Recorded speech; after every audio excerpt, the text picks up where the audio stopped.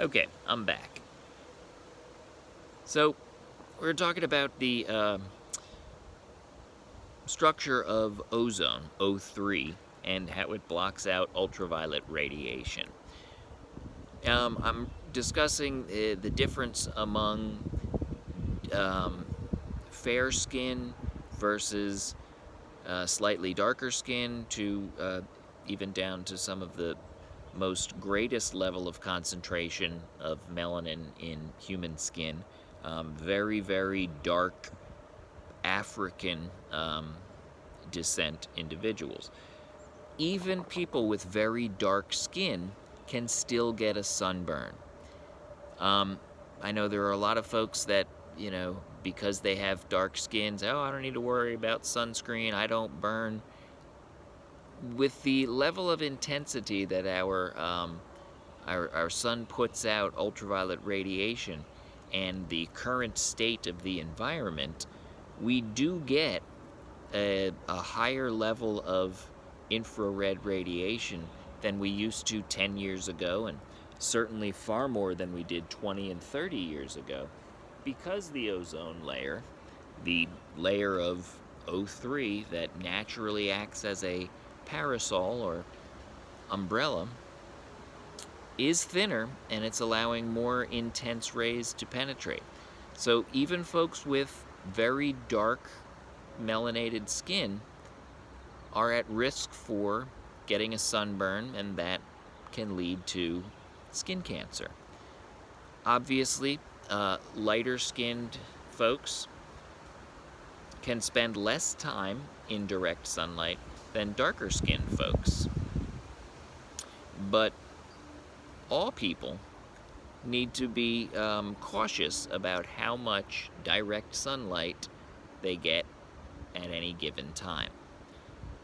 Dermatologists are always recommending a minimum of an SPF factor of 15, and nowadays you can get SPF 70 and 120. These are topical applications that help block ultraviolet radiation to prevent skin damage and that worst case scenario of skin cancer. The ultraviolet radiation is a very, very high frequency, short wavelength energy that penetrates through skin, penetrates into the cells that make up your skin, and actually break apart some of the bonds within your DNA. And when you break apart your DNA, your nuclear blueprint for cellular replication, you break that very complex, long polymer molecule up, it can lead to malformations. It can lead to cell death, and it can lead to cancerous tumor cells, cells that your body makes with mistakes in them that would normally carry out the function of being skin. These no longer function the same way and can actually kill you. So ultraviolet radiation is something that we do have to be concerned about, and that affects how life evolved on Earth. The level of radiation that was reaching the surface during the very early formative years of our atmosphere was so intense that even if all other conditions such as temperature and humidity and gaseous exchange levels were appropriate, organisms couldn't live because of the intensity of that ultraviolet sterilization beaming down on the planet. So it took quite a coincidental development of a specific organism, an extremophile, to start to change the atmosphere to how it is today. That's kind of neat. We'll get into those deets shortly. So our umbrella, the ozone layer, is made up of O3, 3 oxygen atoms bonded together, and they float in a layer just like that density interface layer you see in oil and vinegar salad dressing. There's that interface where the vinegar and the oil meet together.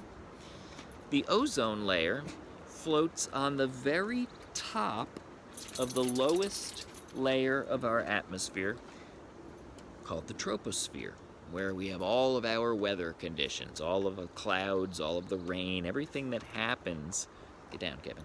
Everything that happens weather-wise happens in the troposphere, the first 10 or 12 miles from the surface of the Earth up above the clouds to the top of that layer. The very top of that troposphere lies the blanket of ozone called the ozone layer. Having an ozone layer allowed for the evolution of a microorganism that changed everything. We'll get into that. So if you would advance to the next slide, called the ozone layer, there is a picture that shows the layer of troposphere and a purple band that lies on top of it called the ozone layer, and it shows ultraviolet radiation in zigzag lines coming down from above, coming down from the sun. And you may note that most of the ultraviolet radiation, those little zigzag lines coming down from above, are absorbed into that ozone layer and don't pass all the way through it. Some of it is reflected back out into space, like if you shine a light on a mirror and the light hits the mirror and bounces back off. The ozone layer acts like a mirror in a sense, and it reflects those rays back into space. But because it is a transparent gas, some of that ultraviolet radiation will penetrate through it and reach to the surface of the Earth, and that's okay. A small amount of ultraviolet radiation is actually necessary for the process of photosynthesis to occur. So the ozone layer itself formed from lightning, striking through the atmosphere. When you have charged particles of gas in the atmosphere, some with a slight negative charge, having an extra electron, and some having a slight positive charge, missing an electron, when a cell of negatively charged air comes into the proximity of a cell of positively charged air, blip, lightning happens. It's a flash, and that equalizes the charges. That mass that had too many electrons now has transferred the electrons to the mass that had too few electrons. And that happens in an instant, but a flash of lightning. And that flash of lightning is a super high energy plasma bolt that can be tens of thousands of degrees hot Fahrenheit. And it shocks the it shocks the molecules in the atmosphere to break them apart and rebond them in different ratios. So gaseous oxygen that gets zapped with a super high intensity lightning bolt can break apart from O2 to O1, and bond back to a single O1, can bond to an unafflicted O2, making O3. So the natural abiotic phenomena of lightning creates ozone.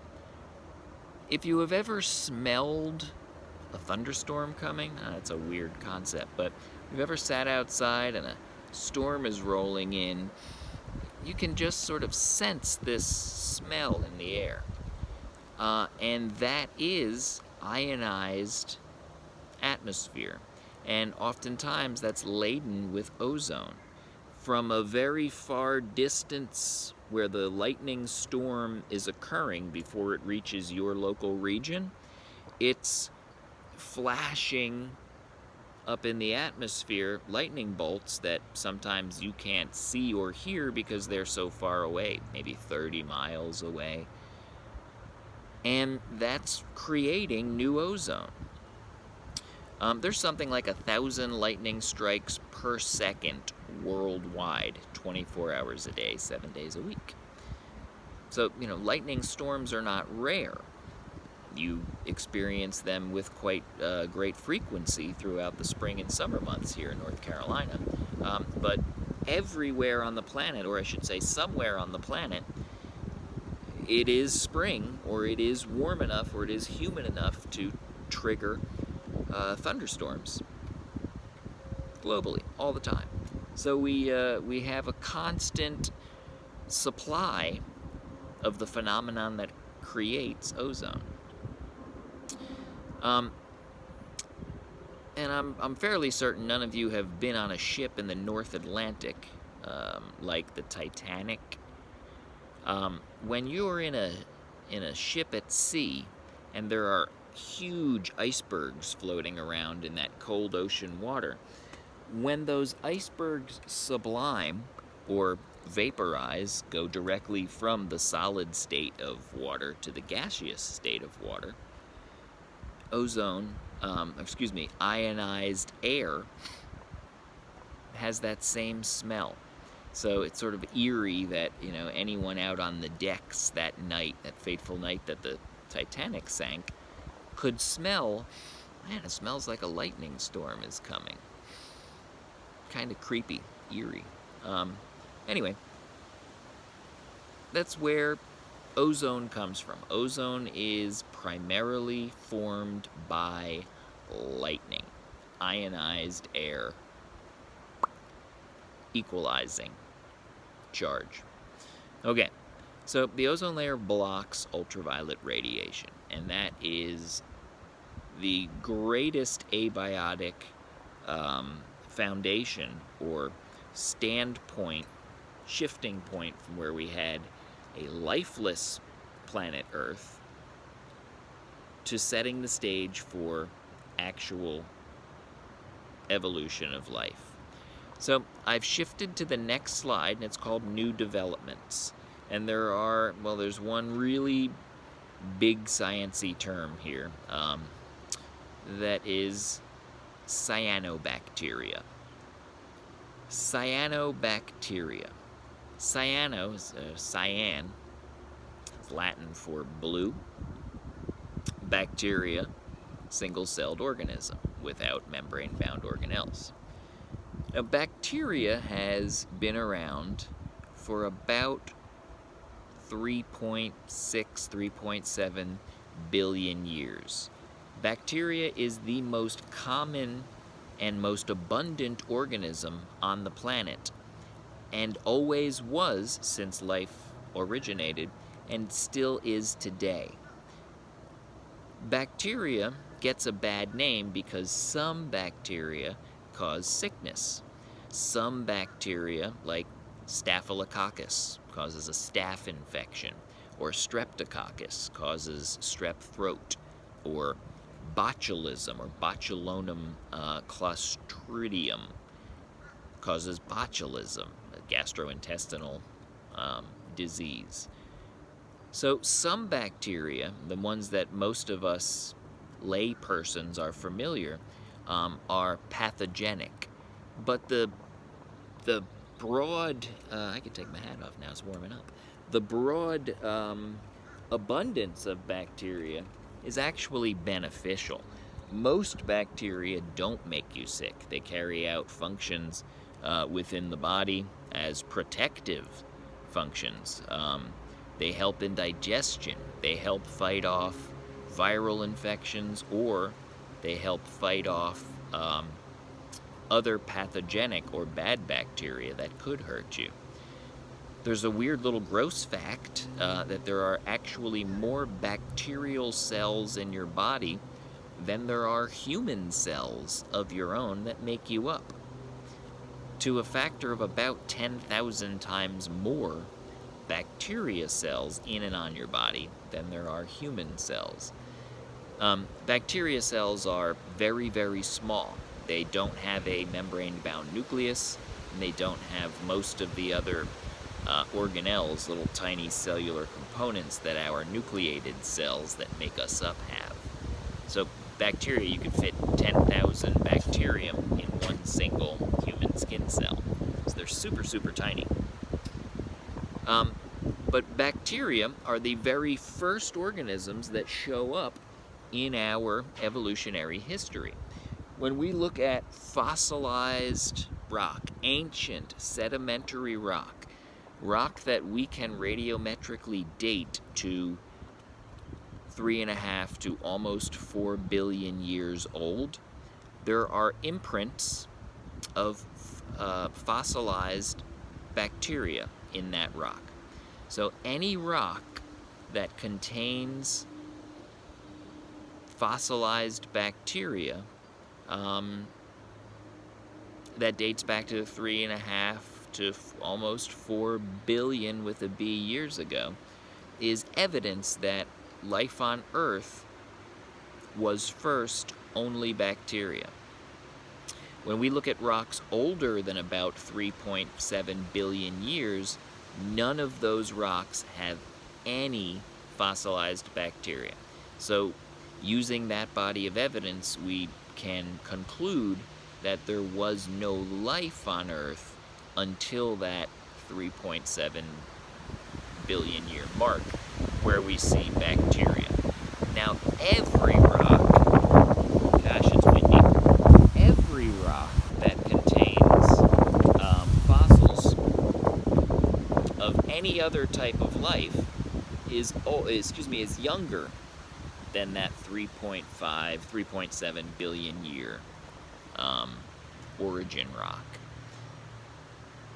Anywhere we look today, we find bacteria. It's in the bottom of the ocean. It's frozen solid in 3-mile deep ice of the polar ice caps, in glacial ice. There's bacteria everywhere. There's bacteria in the air right now. There's bacteria on the surface of everything. So bacteria has been around and is around literally everywhere. It can even survive extreme conditions like hydrothermal vents at the bottom of the ocean where hot volcanic gases are being expelled from the crust of the earth, where the water temperature can be 300 and 400 degrees Fahrenheit under extreme pressure and very, very acidic conditions. Conditions that would boil the meat off the bone of, any mammal. Turn all of your shellfish deliciously cooked and red. But there's bacteria that can live in the conditions that would actually cook other organisms. They're called extremophiles. And cyanobacteria is one of the greatest extremophiles that we have discovered. To phile is to love. If you're a bibliophile, you love books. Bibliography, books, phile, love. Bibliophile loves books. Extremophile loves extreme conditions, and cyanobacteria is an extremophile. Cyanobacteria is also referred to as blue-green algae. And it's not a true algae. God bless it. There we are. It's not a true algae per se, because it's not